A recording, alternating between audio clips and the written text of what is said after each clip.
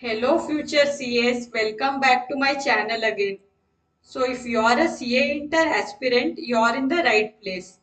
So today we'll be diving into a quick summary of the takeaways from the recent BOS webinar on income tax law, that is paper 3 section A. I know how crucial this paper can be, and in this video we are going to cover everything you need to know to maximize your chances of success. So mostly this webinar was held for May 2025 exams. However, some points for September 2025 exams were also covered in this webinar.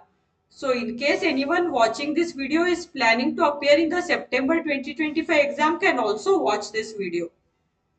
So we'll go through the details as to which Finance Act and amendments are applicable, sources from where you should study, the question paper pattern, tips on time management during exam, how to answer questions effectively. And also one very important thing revealed in this webinar was the chapter wise weightages that will guide your preparation. So stay tuned with me till the end to get all this information. So let's get started. Also guys, if you are new to my channel, I request you all to subscribe and hit the bell icon below so that you can get notified whenever I post new videos. So guys, when you visit my channel, in the playlist section, you can see there is a separate playlist for CA inter exams. So in this playlist, you can find different type of study plan, subject specific guidance and much more videos. And there is also a playlist for CA GPT for students. In this playlist, I have made different videos in which I have shown as to how you can use CA GPT while preparing for your exams. So do visit my channel and watch these videos. And there are various other playlists as well which might be helpful for you.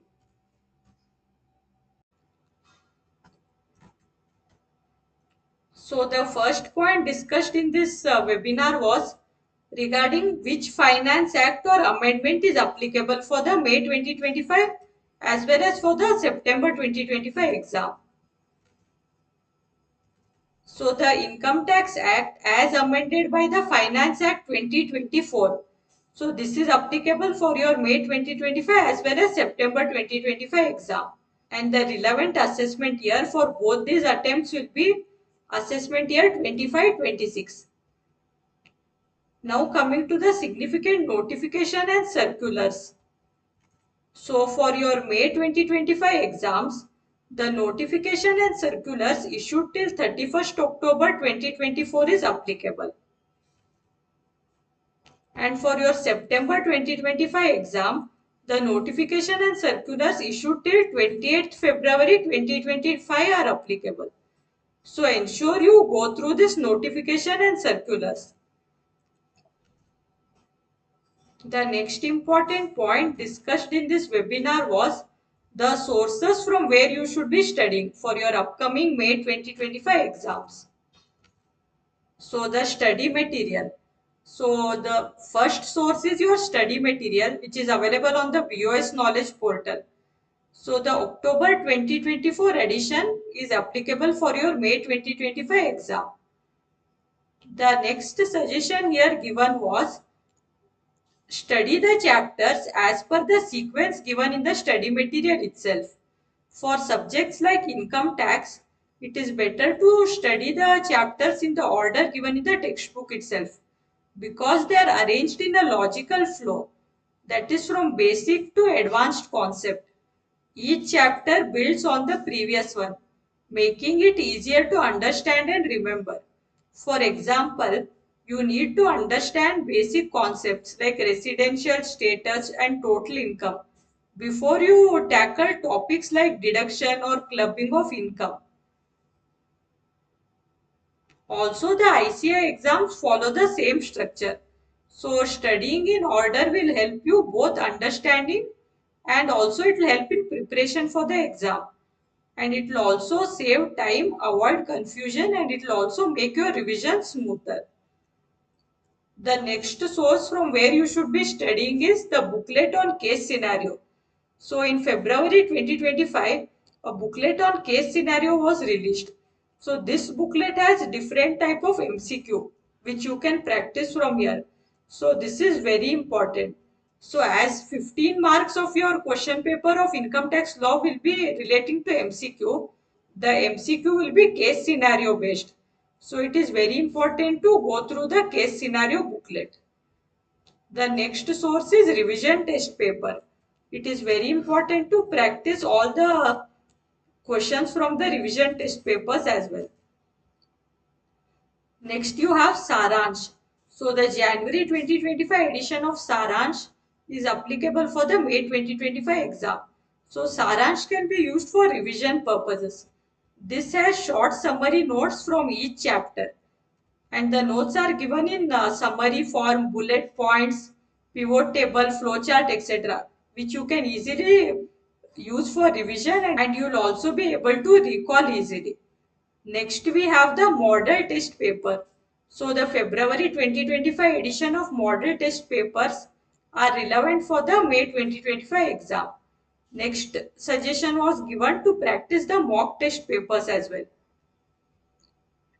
And also from your ICI study material, at the end of each chapter, you have test your knowledge question.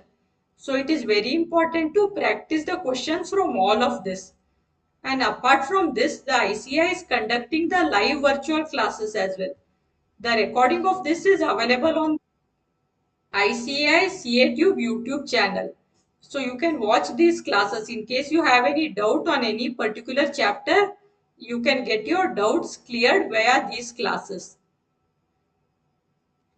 Solve the practice question as much as possible and solve it without seeing the study material, revision test paper, etc. And after you solve the questions, compare your answer with the ICI answer. And if there are any mistakes, try to learn from the mistakes so that you can be completely prepared before the real exams.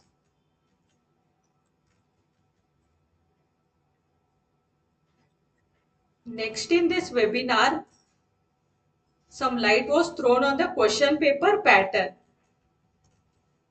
So the income tax law is for 50 marks. Out of this, MCQ will be for 15 marks and descriptive will be for 35 marks.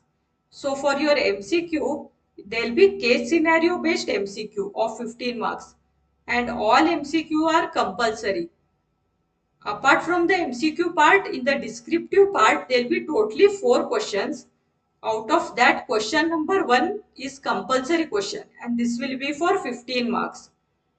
And out of the remaining 3 questions of 10 marks each, you will have to attempt any 2. And also in any one question, there will be an internal choice also available. Not in the first question, but other than the first question, in the remaining 3 questions, out of which you have to attempt any 2, in one of the question you might have internal choice also. The next important point discussed in this webinar was as to how to manage time in the examination. So before you start the exam, you have extra 15 minutes time for reading the question paper. Make optimum use of this 15 minutes reading time. Go through all the questions quickly and select the question that you would be attempting from all the questions. That is, first in this 15 minutes, you must decide as to which question you will not attempt. After that, decide the question which you will be attempting first. So first write the answer to that question which you know the answer the best. This will create a good impression in the mind of the examiner. Next, what you will be doing is allocate an estimated time for each question based on their difficulty level and marks carried. Also, keep aside 10 to 15 minutes for revision. So, at the end, after writing all the questions, ensure you have 10-15 minutes for revision. Or in case you have left any question, you can come back to it later and you can write during this time. Ensure you adhere to the time allocated.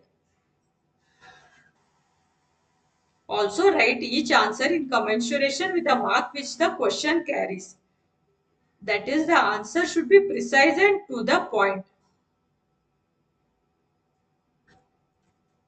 Next, some tips were given on how to answer the questions. So for MCQ, there is no negative marking. Each MCQ will have 4 options and only one of the option is correct. And for MCQ, ensure you answer on the OMR sheet itself. For MCQ, you are not required to provide any reasoning. But for descriptive questions, you have to substantiate the answer with proper reasoning. And one more important point is write answer to all the subparts of the question at one place itself. For example, if you are answering question number 2 and there are 3 subparts A, B and C, and you know the answer to subpart A and subpart C, but you do not know the answer to subpart B. So what you can do is first answer the subpart A, then answer subpart C. Then you can leave some space for subpart B. But it is better to answer all the subpart at one place itself. Later on, after writing all the questions, you can come back here and you can write this answer. For descriptive questions, it is important to answer the questions with due emphasis on the provisions of law. You have to write the crux as to why an item is allowed or why it is disallowed or why an item is added back or deducted in your calculation. In case of computational problems, supplement your computation with working notes or explanatory notes. Support your treatment with the provisions of law, that is detailed reasoning has to be given. And in case in the question some data is missing and you have to make an assumption to write your answer, it is very important to state your assumptions and view clearly as a part of your notes so that the examiner understands as to based on which assumption you have answered. And also avoid using short forms like AO for assessing officers and IT Act for Income Tax Act in your answer. It is better to write the full form itself. The next and the most important thing revealed in this webinar was the chapter wise weightages. So let's go ahead and see this. So this is the syllabus of the income tax law. This will be for totally 50 marks and totally there are 9 chapters. So your section 1 comprises of chapter 1 and chapter 2. That is basic concepts, and chapter 2 residential status and scope of total income.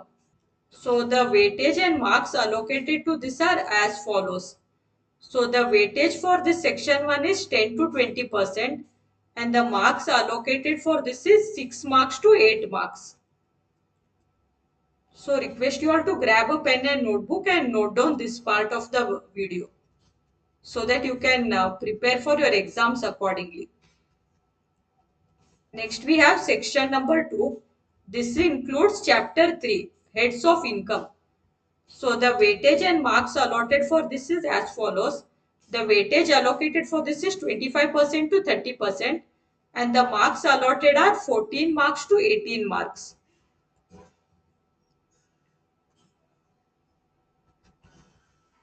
So next we have section number 3.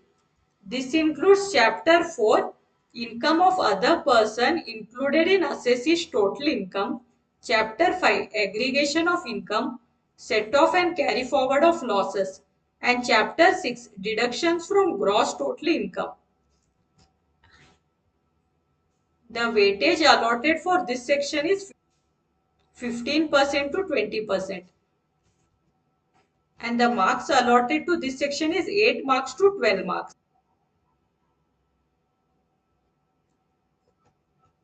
Next we have section 4. This comprises of chapter number 7, advanced tax, tax deduction at source and tax collection at source, and chapter 8, provisions for filing return of income and self-assessment. So the weightage allotted for this section is 15% to 20% and the marks allotted are 8 marks to 12 marks. Next we have section 5. This comprises of chapter 9, income tax liability, computation and optimization. The weightage allotted to this section is 20% to 25% and the marks allotted are 15 marks.